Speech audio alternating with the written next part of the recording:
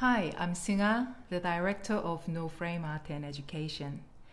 In this session, Draw and Print with Actions That Convey Your Emotions, we'll explore the works of the artist Jim Dine. I'm wondering if you come across an exhibition, A History of Communism. It is an extraordinary series of prints from lithographic stones found in what was previously a socialist art academy in German Democratic Republic.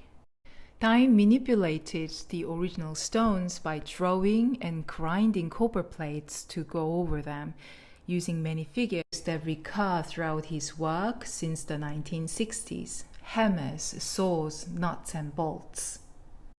You can learn, practice, and improve your observation drawing skills.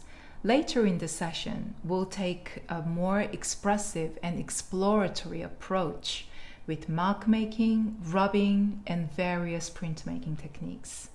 I hope to see many of you there.